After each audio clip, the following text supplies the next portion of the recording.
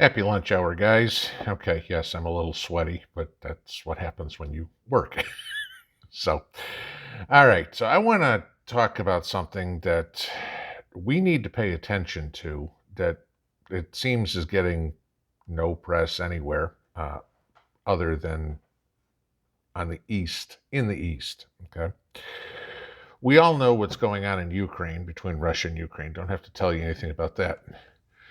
And as much as it seems like the whole world is against Russia on this, that couldn't be further from the truth. Why do I say that? Well, here in, about 2.5 weeks, there is going to be a enormous war games. This isn't something new. It's been going on since 2015, but the war in Ukraine hasn't. Okay. The South China Morning Post reported overnight that the PLA, the Chinese People's Liberation Army, has sent a delegation to Russia to take part in Russia's International Army Games. Okay. That's kind of interesting. Now the Russians and the Chinese are going to train together. The Chinese have sent tanks, uh, frigates, all sorts of different armored vehicles, et cetera, to the eastern portion of Russia for training. Now, what's even more paying attention to, or worth paying attention to, is who else is participating. Okay. Kazakhstan, Uzbekistan, Azerbaijan, Armenia. Okay, those are former Soviet republics. You can kind of expect they would. They're allied with Russia for the most part. The interesting thing is Azerbaijan and Armenia both participating, yet they've been fighting each other. The interesting one is who else besides China. Get this: Iran, India, Venezuela. Okay, this is the first time that anyone from the West has not only participated but hosted events for this. There's going to be sniper competitions held in Venezuela. Guys, you can drive to Venezuela from the United States. Just telling you, okay? When you start sending troops from these countries to work together, that really starts making you think about, Taiwan, Israel, Saudi Arabia. Let's think about some of that. We've been talking about China, Taiwan for months. What if China does do something and Russia backs them? Or India backs them? Or Iran backs them? Or North Korea backs them? North Korea probably would anyway. That has the makings for World War III. Now, the funny part is, where I say, where are we going with this one? Remember the uproar when NATO troops were training in Western Europe, this spring? Oh my God, the U.S. is sending, Germany's sending, to Lithuania, Latvia are sending troops to Poland. Oh my God, this has got to be front page news 24/7 on CNN. Oh, this is terrible. And then you have the exact same thing happen on the other side, and it's crickets. Okay. Don't let it fool you what the media is doing.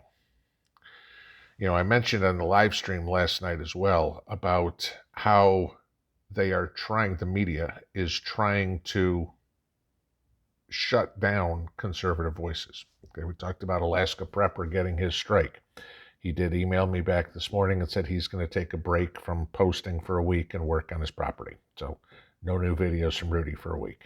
At least that's what he told me. Okay? But I told you guys last night about Verizon shutting down OANN. Okay, that's going to happen at the end of this month. DirecTV shut down OANN earlier this month. Fox is completely tipped to the left. Newsmax can't get traction anywhere. You know, it seems like everybody's trying to shut them down. You know, this is the thing. These media outlets are full-blown communist supporters. No question. They don't want to tell you about what's going on in Russia with this training because they're too afraid the people will raise hell. So if they don't know, there's nothing to talk about. Hence, that's where people like me come in, where we're going to let you know. All right. You have training going on amongst the Eastern nations, most of whom are our enemies, working together. What are they training for? They are training for war against the West. Okay? They aren't training to how to make pickles out of, this year's harvest. Venezuela is certainly not our friend, anything like that. So while we get into this, let's talk about what Europe is worried about, okay? Big headline today. You're going to love this. Germans warned of toilet paper shortage. Yup. Because of the Russian gas shutdown and only 20% of the normal flow of Russian gas is coming, the Germans may have a toilet paper shortage.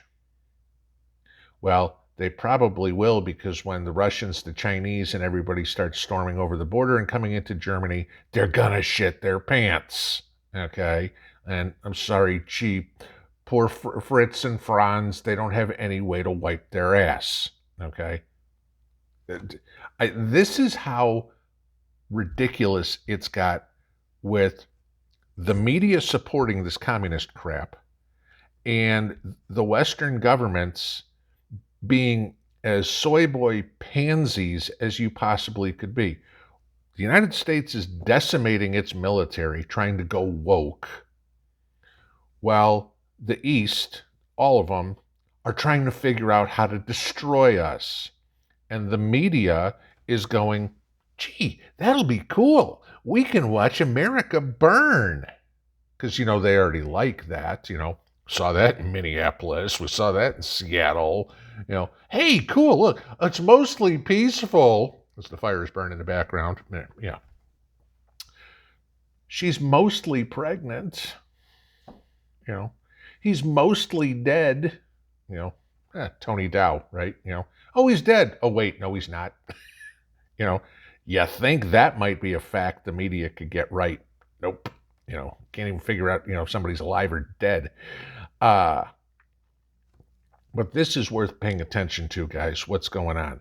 Because the only place you're going to find out any information on this is from the foreign press. Because God knows our press is probably going, oh, gee, look at that. Why don't they paint the tanks pink? That would be cute. What do you mean they're not flying a rainbow flag?